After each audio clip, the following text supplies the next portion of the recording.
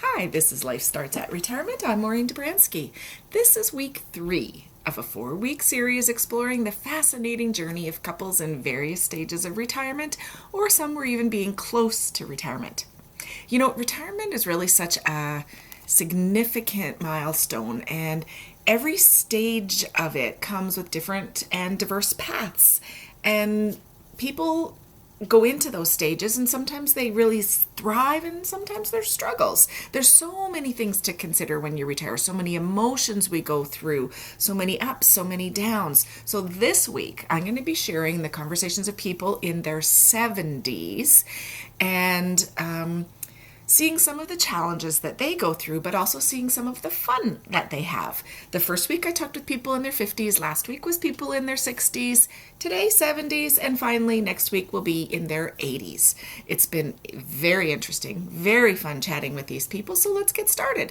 And all the names have been changed. Now first I want to introduce you to Bea and Walter. A couple who've been together forever. It's well over 40, almost I think 50 years, 47-ish years that they've been together. They're in their early 70s, and she's been retired for about 20 years, him just over 10. They've been through a lot in their 70-ish years together, many ups, many downs, but in the end, they've built a really good life together. They're close, they have fun, they tease, they enjoy, and they're trying to enjoy every single moment of their retirement. Next is Lisa and Keith. They're a couple in their mid-70s, and Lisa had retired from a corporate job about 20 years ago, and she has a good pension. She feels good about most things. Keith was self-employed for many years, and he still works part-time at a golf course, mostly to get free golf and because he loves the game. And then there is Angela and Raymond. They're a couple in their late 70s, both had corporate jobs, so they're feeling okay financially, and both were retired just under 20 years ago. So I'm going to start with a common theme of what they were concerned about. And all three couples were concerned with what I'm going to say is health and wellness. And interestingly, it was the men who have the health issues right now, which really aligns with the stats. The stats go to show that the women outlived the men by, I believe it was about 8 years. And right now, 2 out of these 3 couples, the men are struggling with health issues. Now, Keith has neuropathy issues with his feet and has had to really slow down. And then Raymond has been in and out of the hospital with what they believe are heart issues, still struggling to find out exactly what it is. Thank goodness neither one of them is life-threatening, but both are really struggling with these issues. And when I chatted with them, they said the same thing. One day they were enjoying life, they were fine, they were having fun, and it seems as though, boom, all of a sudden, something happened, and they were sick or they were struggling. And so they said over and over and over again, it happened quickly. And then when I chatted with the ladies, they too are struggling, but a little bit differently. Not so much with their own health issues, but there's uncertainty with what they're going through. There's been changes, there's been ups, there's been down, there's been difficulties. So they were just, trying to negotiate those things. And Angela and Raymond this year were not able to go south, and that was a big change for them too. So they had to stay in Canada this year in the minus 50 degree weather we had. And overwhelmingly though, all 3 couples said over and over and over and over and over again, enjoy your life to the fullest every day, because you just never know. And we talk about that a lot, but yeah, you just never know. The next concern was financial stability. Of course, it seems as though inflation was taking a bite out of their retirement saving. All of the couples complained about the cost of everything from groceries to gas to entertainment to anything they wanted to do, the cost was up. And although all of them said they aren't worried about really running out of money, they did say they've all had to take a look at what was going on in their lives and make a few different choices about what they could do, where they could go, where they could travel, and how much they could do. Mostly they all said because of inflation.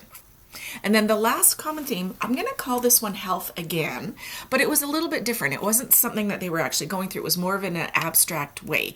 They all talked about, I've had to slow down a bit. I got more aches and pains. I've got some memory loss, some vision loss, some hearing loss, and on and on. And they're all concerned about how quickly it seems to come up, and how the bigger concern was how much more is going to happen. So how much more memory loss are they going to have? How much more aches and pains? How much more are they going to have to slow down? So it wasn't something still today, although some were dealing with health issues. This was something still in the future. They all know someone or were related to someone with dementia or Alzheimer's, and they're concerned that they may be next. So they still talked about health as in taking care of themselves, but really to enjoy life to the fullest. So those are the common sort of concerns.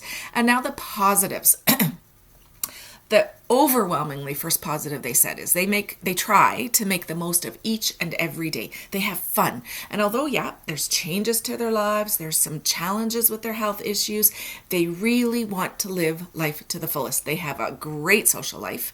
They get out a lot. They do as much as they can within their circumstances. They try to enjoy their lives. They've joined clubs. They've taken classes. They've joined golf leagues. They've played cards. They do hiking. They've tried a lot of new things. Pickleball seems to be a common theme, but fun within their circumstances was really at the top of the list. And then, speaking of which, brings me to the next positive. All three of them independently said, yeah, I used to worry about all this crap, and I don't worry about any of that stuff anymore. They don't worry about the small stuff. If someone doesn't like them, who cares? If the house is messy, well, I'll clean it tomorrow. If the car isn't washed, don't care. In fact, they all said, God, I wasted so much time worrying about this stuff, and I really don't care anymore. They just said it's freeing. At this age, they finally sort of accepted themselves. They don't have to worry, and it was wonderful. And then the last common positive was friends and family. They all commented how, even the men commented how, I got a couple of really darn good friends. It's wonderful. Lots and lots and lots of great friends, but some really, really deep bonds with certain friends. And of course the women, a few four-ish really good close friends, and it means a lot. And their family means a lot. And they're just grateful. It was a good life. So although this stage we saw some health issues start to creep in, a little bit of money concerns, the common theme again was to live life to the fullest and make your retirement remarkable within your circumstances.